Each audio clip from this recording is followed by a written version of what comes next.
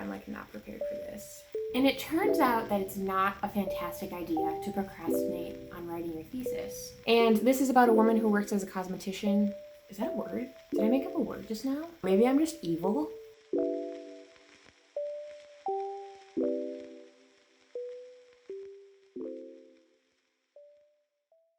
Hi. There's quite literally no one asking me to do this, and I'm sure some of you saw my break in posting and was thinking, wow, her quarter life crisis is finally over, thank God. But the reality is it's not over, so I'm going to continue making videos about the books that I read and the books that I want to read. I was writing my thesis, but a more accurate way of saying that is that I was procrastinating on writing my thesis. And it turns out that it's not a fantastic idea to procrastinate on writing your thesis. I had some regretties that I procrastinated so hard on writing it. So the last month I have been just grinding to crank that thesis out. But luckily I submitted, I gave my oral presentation, and I defended to my committee. So I am now officially a doctor. I have a PhD. So that is Dr. Superblomper to you now. I thought just to get back into things, a tag video would be a fun way to kind of just ease back into making videos, talking about books, but then also just to catch up on what I've been reading. It's kind of hard to believe that it's already halfway through the year already. So I have read, I think, 69 books. Okay, I have read 69 books. Trying really hard not to be immature about that number. Jesus. Okay, how do I have a PhD? Okay, I read 69 books so far, and it's been kind of an all over year. I feel like this year has been me trying to figure out what I even like to read. And yeah, I've read some new stuff and found some new genres and new authors that I really like. So let's get into the video. I got a new flip book as a graduation present, and it comes with a little pen. So I'm gonna start using that in videos, and it makes me feel like Steve from Blue's Clues with my handy dandy notebook. So that's kind of a dated reference, I think. Some of you might not get that. But anyway, first question, what is your favorite book you read this year? If you've even watched like a single of my videos, I've probably talked about this book because I will not shut up about this book. Threats by Emilia Gray. So yeah, I annotated this. I have a whole video. I have multiple videos discussing this, but I have a whole video reviewing this book, doing an annotated book flip through. So even if you don't give a crap about this book and you just want to see like how I annotated and stuff, you could check that out. I have talked about this ad nauseum, so I'm not going to really even describe what it's about. Just themes of grief, literary horror / thriller, mental illness or grief. So that's pretty much all I'm going to say. Like I said, if you want to hear more about this, I've talked about this ad nauseum. As much as I would love to talk about it again, I'm sure you guys are like, please shut the fuck up, for the love of God. So yes, Threats, favorite thing I've read all year. But I guess to give you a couple other ones, like some new ones I haven't talked about so much. I talked about this in one of my wrap-ups, Ninth House by Leigh Bardugo. Really liked this one. Really, really good. And I actually bought this at a used bookstore way back when, and I think I just bought it because I liked the cover. Didn't realize it till after I finished it that I actually have a signed copy. So I'm happy that I liked it as much as I did, because now it's like, I meant to do this, but I actually didn't. It's just kind of lucky. Ninth House is sort of like a dark academia fantasy, but I like it because it's really grounded in reality. Apart from obviously there's like magic and stuff like that and like secret societies, but it's more grounded in reality. I just love the main character. She's a badass. So I'm sure I'll talk about this in some of the later questions too. And then one that I literally just finished like less than a week ago is Tender as the Flesh by Agustina Bazterrica? I think it's Agustina Bazterrica. That's a book about, it's like a dystopian, which again, I don't normally like, but it was just so dark because basically there's this virus that infects all animals, and it doesn't kill the animals, but it makes it so that if they come into contact with humans or like bite them, or you consume the meat of like infected animals, humans become infected and then they die. So it's fatal to humans. So all animals have to be killed, and obviously like people can't eat animal meat anymore. So instead of the obvious solution of going vegetarian and trying to pump money into plant-based protein options, the government decides that the best option for mankind is to start breeding humans for consumption. Yeah, that was a really great Like, very disturbing book. This whole time you're following a main character. I feel like main characters in dystopian novels is usually like they are against what's happening in the society. You know, they're not like, yeah, I love the fact that we're breeding humans for consumption and leather and fashion now. That's the reality I wanted to live in. That's, you know, the future I wanted to grow into when I was a kid. So yeah, our main character is like struggling with the reality he's living in. He's struggling with grief over the loss of like his infant son, and he has like a complicated relationship with his wife. So while it's not a perfect book, I think it just really blew me away. It's really short too. It's like just over 200 pages and really good. I loved the ending. Yeah, I'm gonna talk about it more. I'm gonna do like an April, June, or no, I already did an April. I'm gonna do like a May, June wrap up combined video since I didn't get around to doing a May wrap up. So I'll talk about it more there.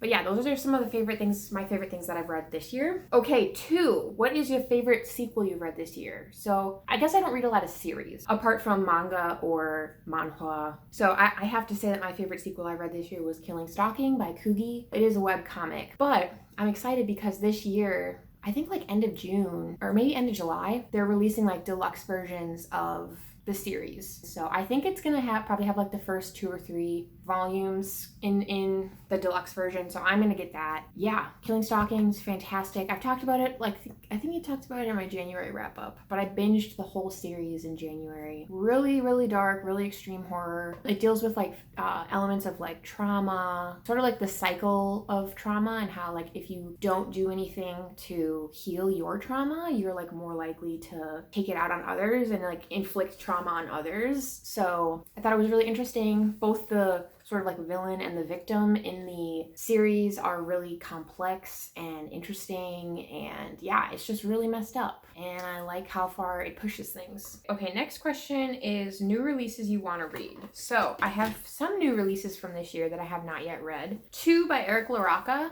You've Lost a Lot of Blood, and We Can Never Leave This Place. ゚Modification wrote Things Have Gotten Worse Since We Last Spoke, which I gave like 3 stars, but he just writes such weird stories that, I don't know, even if it's like, I don't love it, like it's not a 5-star, I'm still just like, it's weird and I want to read it. So these are 2 that I want to read. And then a few I just picked up, which I haven't even technically shown you guys yet, but they're going to be in a book haul, an upcoming book haul video. One is Shit Cassandra Saw, oh my God. Shit Cassandra Saw by Gwen E. Kirby. I mean, just like the cover is fantastic.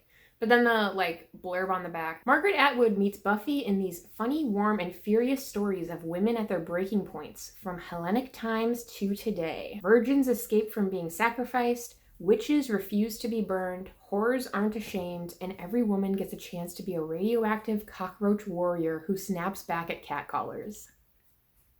Yeah. Short story collection. I'm sure there are going to be some winners in here. Next is String Follow by Simon Jacobs. This came out earlier this year, and this is published by FSG, which published Threats. So pretty much anything they publish now, I'm like, it's on my radar. This is sort of like teens in a like Midwest suburbia are being pursued by some dark force or something. So horror, I'm excited. The cover is cool too. And then lastly, this one is, I think, one that I wouldn't normally pick up, but the cover is just fantastic. And again, I don't know why, but I'm just like so intrigued by stories that explore characters dealing with grief. But yeah, this woman works at a mortuary. Okay, so sorry. The book, Sam, what is the book called?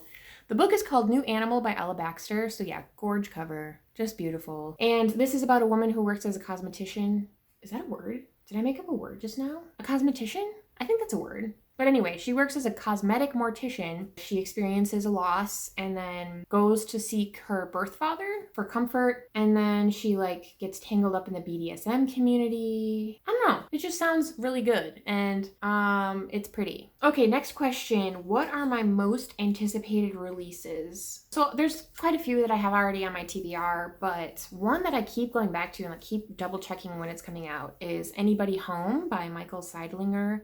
I think it's supposed to be sort of like I think it's home invasion and sort of evocative of like The Strangers, which is a movie that I thought I didn't like, but then rewatched and I was like, oh no, I like this. So I'm looking forward to that. I'm obviously looking forward to the new Junji Ito that's supposed to come out, I think in July. the liminal zone. And then another one where the cover is just keeps really sticking with me is What Moves the Dead by T. Kingfisher. So I think that is something to do with like a fungus infects animals, and sort of like that zombie fungus that exists, and probably similar to the fungus that's in like The Last of Us. That looks good. Okay, next question. What was my biggest disappointment this year? I would have to say The ゚Modification by Missouri Williams. And the only reason I still have this book is because I don't really get rid of a lot of books, because I usually don't buy books unless I know I want to keep them. So this is my only book on my stack of like to get rid of, and I'm just waiting until the stack gets a little bigger before I make the trek to the store. But anyway, this is a post-apocalyptic, you know, group of survivors. It's very like depraved,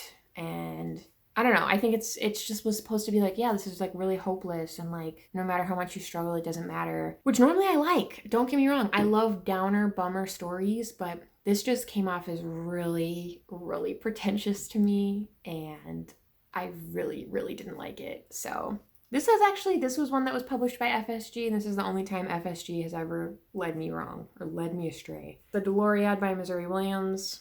Cannot recommend. Another one that I read that I was kind of surprised I didn't like was Dark Matter by Blake Crouch. That one is a sci-fi thriller, and it's basically about like multiple realities, and it's like a lot of physics stuff, and the physics was really interesting, but I really didn't like the characters. Like the characters that you were supposed to be rooting for, I was like, I kind of wanted something bad to happen to them.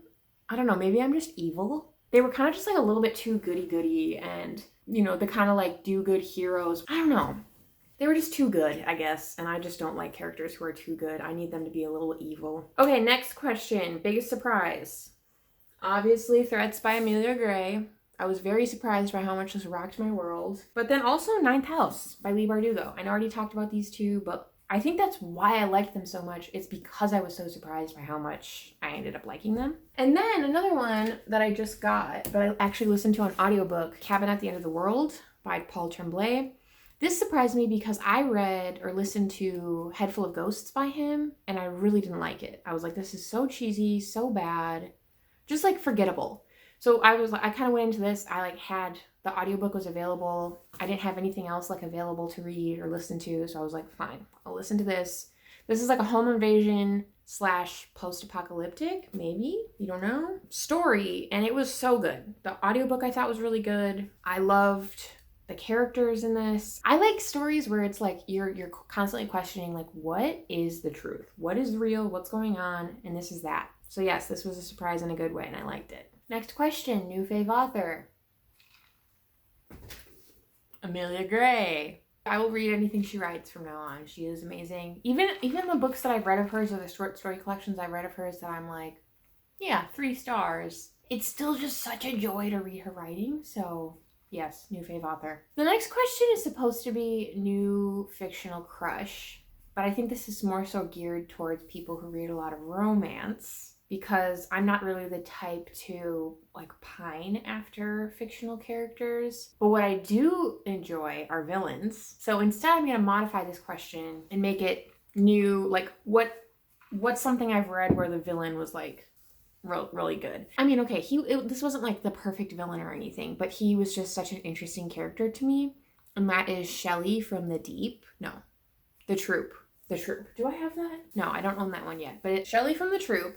He's just a sick, twisted little boy, and I loved him.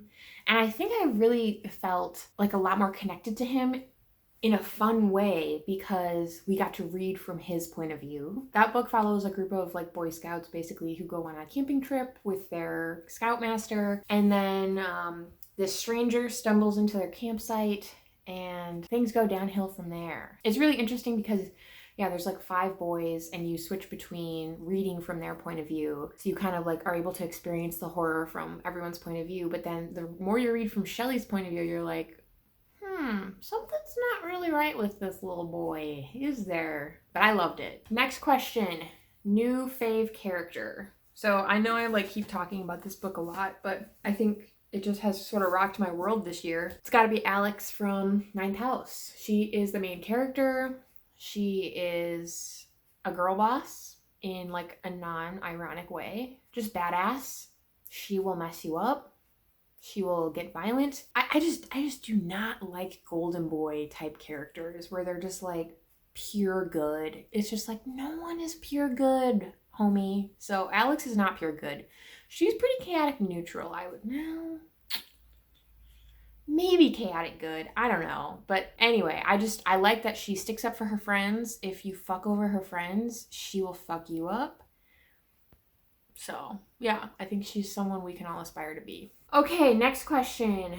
Book that made you cry. I don't read a lot of sad books, but one book that I have recently purchased that it's like everyone on the internet reads to cry is A Little Life by Hanya Yanagihara. So yes, I will read that. I'm sure I will cry at that because everyone seems to cry at that. Seems like it's the point. So if I'm feeling like I need a cathartic cry, I will read that. But until then, I have not read anything that has made me cry. But books that made you happy. All these little guys. All of Haikyuu. Haikyuu is another series I talked about ad nauseum because I love it and it brings me a lot of joy. It's about a high school boys volleyball team overcoming the odds through hard work and camaraderie and friendship to try their best to win. And it's just wholesome. Love the characters. That's about it. I'm not going to say anymore because, like I said, I've basically Haikyuu and Threats. This is just a Haikyuu and Threats stan channel. So it is what it is. I don't make the rules. Well, I do. I make the rules, and the rules are that I want to talk about those a lot. Okay, next question. Most beautiful book you bought. Okay, there's too many to go through like all of them individually, so I'm just going to do some quick cuts. And Then I Woke Up by ゚ Shit Cassandra Saw by Gwen E. Kirby. The Grip of It by Jack... Don't know how to say that last name. Jack Jemsey. Jemick. Dunno. This Version of The Lord of the Flies by William Golding. Extasia by Claire Legrand. You've Lost a Lot of Blood by Eric LaRocca. We Can Never Leave This Place by Eric LaRocca. Nana by Mark Taus. And Slewfoot by Bram. Okay, final question. What books do you want to read before the end of the year? So obviously I plan to read a lot more than just this stack, but these are ones that I'm like burning to read. But I'm also just like on crunch time because I have a lot of library books checked out that I'm really trying to get through before they're due. So these are, yes, just ones that I like stare at most longingly when I visit my bookshelf. The first one is At Night All Blood is Black by David Diop. And this is one I actually saw at an airport on my way home, I think from California. Had never heard of it, but it says it won the 2021 Booker, so it must be pretty good. But I had never heard of it before. I was about to buy it, but then I didn't because I was like, you don't need another book. And then I've been like thinking about it ever since. And it was like one purchase I regretted not making. So then when I saw it at my local bookstore a few weeks later, I was like, yeah, you're coming home with me. So this is about a Senegalese man fighting in the French army in World War I. Basically, his friend passes away, or his friend is like mortally wounded and asks him to kill him to like spare him from suffering, but he doesn't. He like doesn't have the constitution to do it, I guess. So his friend suffers a really bad death. And ever since then, the man is kind of driven insane by that.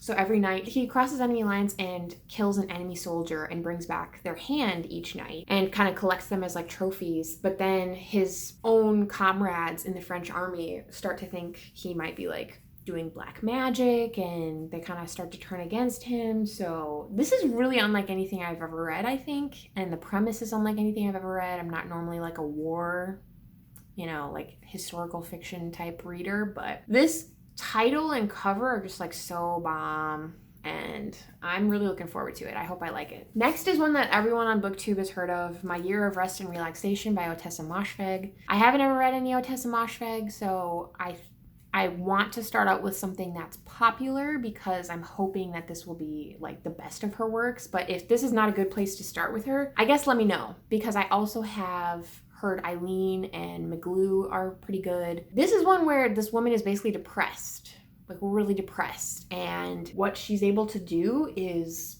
like just sleep for a year and like come back. So this is also one where I know I need to be in the right headspace to read this, but I'm excited to read ゚ﷺ's writing because I've heard she's a really good writer and the vibes are immaculate. So hoping I like it. Well, we'll see. Next is one that I just saw on the shelf and had never heard of it, but it was again published by FSG, so I have high hopes. And it's like a haunted house book, and it's The Grip of It by, again, that name I don't know how to say, Jack Jemick, I don't know. Yes, it's about this couple who move into a house, and it's like, is the house haunted? We don't know. But I think it's supposed to be really like literary horror, and I'm hoping I like it as much as I like Threads. But yeah, what a great cover. And then like the spine is what really caught me, because it has like these like drawn faces, and I was like, Barnes and Noble, you're stepping it up kind of. Normally you just have like freaking Dean Koontz and Stephen King. So, and then like the cover also has, it's kind of hard to see on camera. Oh, you can kind of see it. There's like embellishments. What's that word? I don't know how they do that, but there's like little faces drawn on, kind of like looking ghosty. I also want to read a couple short story collections. So I've had kind of bad luck so far with short story collections this year, but a couple that I've purchased and I'm hoping they're good are The Glassy Burning Floor of Hell by Brian Evenson. He's supposed to be like a horror, like literary horror master, and I think his area of expertise really is short stories, so I'm hoping that these are good. And then again, Shit Cassandra Saw just sounds like a romp, you know, just like feminist fun, but like also kind of maybe horrific and thrilling. And then we also have This Thing Between Us by Gus Moreno. Again, another FSG. This was recommended to me because I was told this would be kind of similar to Threats, because it's exploring grief and a man loses his wife. And yeah, I feel like across BookTube, like even non-horror readers who have read this have been like, yeah, this is really good. So high hopes. And then lastly, this is one I purchased a while ago. It's young adult horror, so I think that's why I've been a little bit hesitant to pick it up. But it's about I think like a young girl who gets accused of being a witch back in the olden days. It's just a gorge cover. So those are the books that I'm for sure want to read. Yeah, that stack I was just stacked, they all just fell, if you heard that. Upcoming, I have a ton of new books. Some of them I just showed you, but I have an upcoming book haul I have to film. And then I also am heading to finish my Junji Ito half sleeve in Detroit this weekend. So I'm gonna hopefully film like a tattoo little travel vlog as well, and I'll probably take some books and do some reading while I'm there as well. Probably check out some bookshops there, because I haven't really done any book shopping in Detroit. Let me know like what you've read this year, I guess, like what's been good for you. And I can post the questions in the like description, so if you want to answer any of the questions. Let's get weird, let's talk books. Okay, still not any better at filming outros, so yeah, that month off didn't help that. Bye.